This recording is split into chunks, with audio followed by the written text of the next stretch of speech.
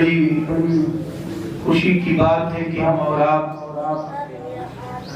یوں تو سال میں بہت ساری محفلیں بہت ہی شخصیتوں کے نام منسوب جو ہوتی ہیں ان کو مناتے ہیں، لیکن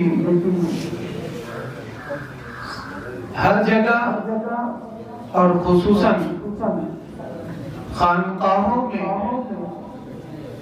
مولائے کائنات کے نام کی محفل اگر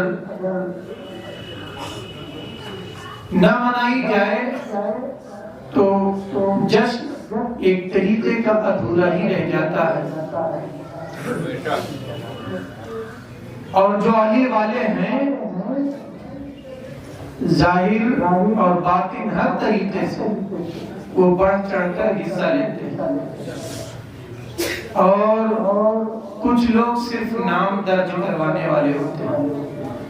ٹھیک ہے، ابھی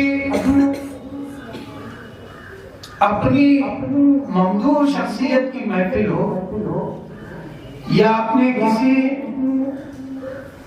متبرک اور مبارک شخصیت کا ذکر ہو تو بڑھ چڑھ کر حصہ لیا جاتا ہے، لیکن آج ایسی محفل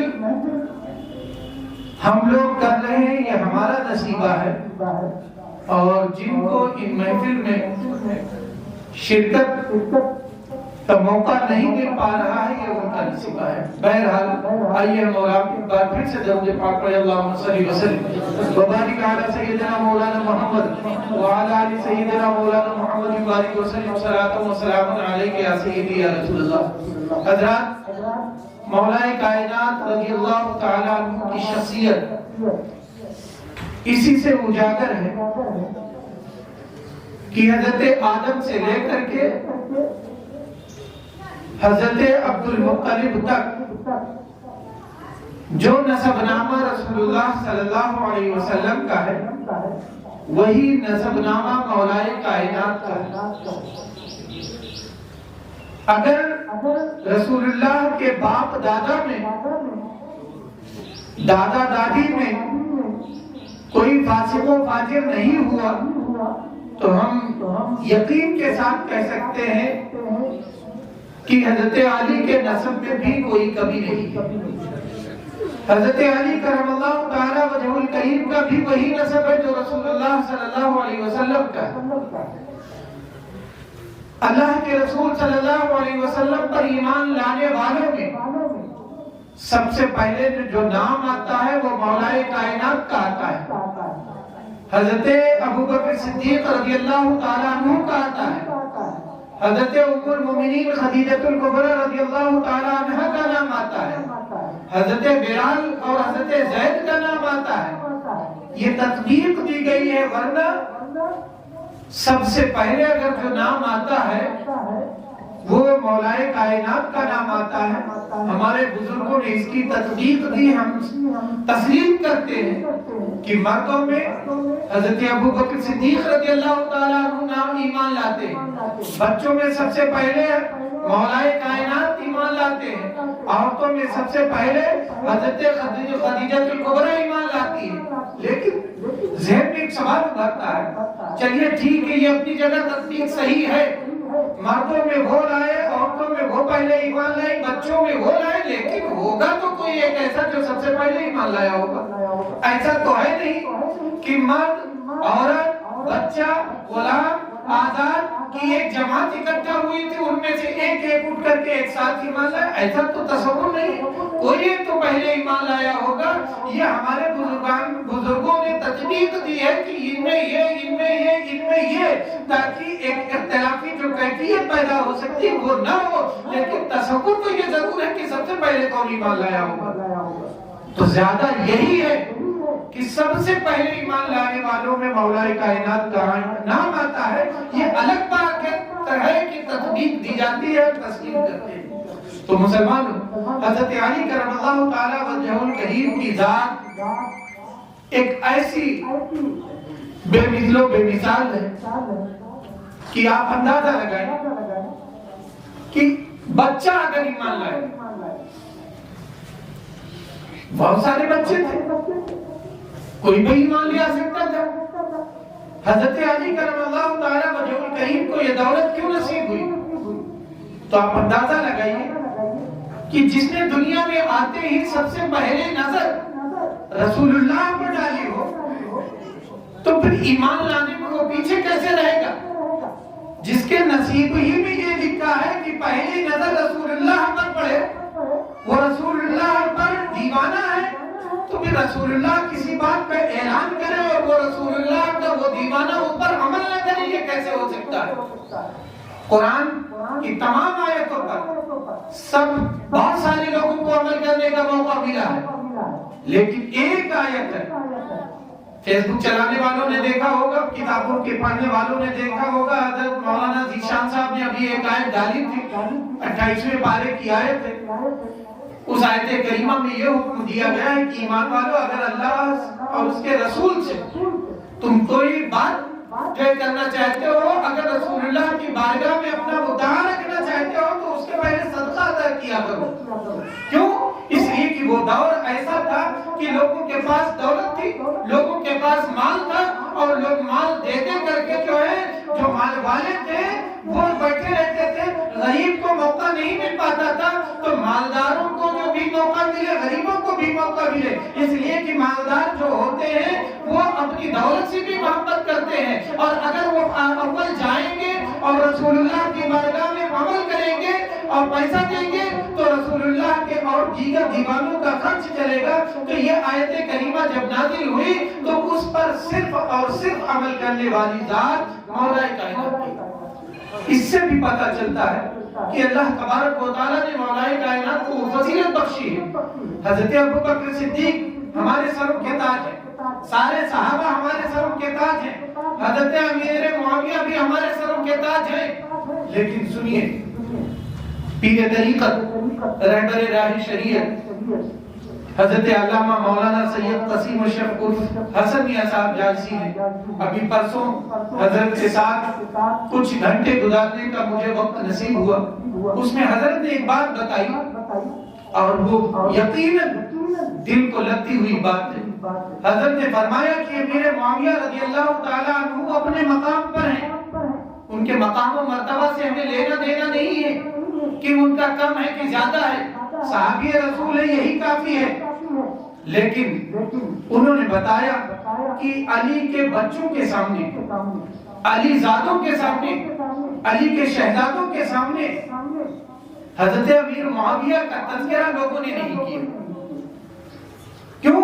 اس لیے کہ علی کے بچوں کو تکلیف ہو سکتی ہے، علی زادوں کو تکلیف ہو سکتی ہے، اس لیے نہیں کہ امیر معاویہ کا مرتبہ کم ہے، اس لیے نہیں کرتے تھے، بلکہ اس لیے نہیں تذکرہ کرتے تھے کہ علی ذاتوں کو تکلیف نہ ہو جائے۔ حضرت حسن میاں صاحب نے فرمایا، اور خود اعلیٰ حضرت جو ہے اپنی کتابوں میں یہ جو ہے جگہ جگہ محفلوں میں تذکرہ نہیں کرتے تھے، اس لیے نہیں کرتے تھے کہ امیر معاویہ رضی اللہ تعالیٰ عنہ کا مقام نہیں ہے، بلکہ اس لیے نہیں کیا کرتے تھے کہ علی ذاتوں کو تکلیف نہ ہو۔ تو میں نے سوچا، مقام ایک الگ چیز ہے، مرتبہ ایک الگ چیز ہے، لیکن کسی کو برسر منبر تذکرہ کیا جائے، کسی کا تذکرہ کیا جائے، یہ الگ چیز ہے۔ حضرت ہندہ ایمان لائی، ہم بھی مانتے ہیں، سب مانتے ہیں، ایمان لانے سے پہلے ان کا ایک عمل تھا۔ غزوہ احد کے موقع پر حضرت امیر معاویہ رضی اللہ تعالیٰ عنہ کا کلیجہ انہوں نے اپنے دانتوں سے چبایا تھا، منہ سے چبایا تھا، یہ ان کا کفر کے دوران کا جو عمل ہے۔ تو ایمان لانے کے بعد تو ساری کمی، ساری خطائیں، سارے گناہ معاف ہو سکتے ہیں، تو پھر آخر سب کو رسول اللہ کی بارگاہ میں حاضر ہونے کا اور آنے کا، موجود رہنے کا یہ اذن عام تھا۔ تو اللہ کے رسول نے حضرت ہندہ کو منع کیوں کر دیا تھا؟ کیا آج ہماری آپ کی بات ہو تو ہم یہ کہہ سکتے ہیں ان کے دل میں بغض صحابہ ہے، ان کے دل میں یہ ہے، علی کا معاویہ کا تذکرہ نہیں ہو رہا تو بغض صحابہ ہے، ان کا تذکرہ نہیں ہو رہا بغض صحابہ ہے؟ تو کیا یہ قضیہ جا کر کے رسول اللہ کی بارگاہ میں ہم پھر پائیں گے کہ سارے آئے، سب آئے، ہندہ تم نہیں آنا؟ تو کیا معاذ اللہ ہم یہ کہیں گے کہ رسول اللہ کے دل میں معاذ اللہ بغض ہے ہندا کا؟ بغض نہیں ہے. بغض ہوتا تو مسلمان ہی نہیں ہوتی. رسول اللہ نے ان کا ایمان قبول کر لیا ہے، لیکن رسول اللہ کو دلی تکلیف ان کا چہرہ دیکھنے سے اپنے چچا کی یاد آتی ہے، ایک منظر سا یاد آ جاتا ہے، اس لیے منع کر دیا گیا ہے. تو حضرت حسن میاں صاحب نے فرمایا اسی لیے بزرگوں نے حضرت امیر معاویہ کا تذکرہ علی زادوں کے سامنے نہیں کیا، کیونکہ علی زادوں کو تکلیف ہوتی ہے. اس لیے نہیں کیا کہ حضرت امیر معاویہ کا مرتبہ کم ہے، بلکہ علی زادوں کے سامنے تذکرہ کر کے علی زادوں کے دل کو تکلیف ہوتی ہے، اس لیے بزرگان دین احتیاط فرماتے رہے. تو مسلمانوں، حضرت علی اور دیگر صحابہ میں ہم مقام و مرتبہ ہمارے پاس اسکیل نہیں ہے، میٹر نہیں ہے ناپنے کا، ہر ایک کا اپنا الگ مقام ہے، لیکن حضرت علی کا ایک الگ مقام ہے. نبی کائنات صلی اللہ علیہ وسلم کا ہجرت کی رات گھر گھیر لیا گیا.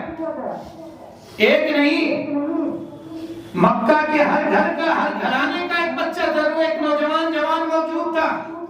اس رات رسول اللہ کے بستر پر آرام کرنے والا وہ حضرت علی کرم اللہ تعالی عنہ ہیں.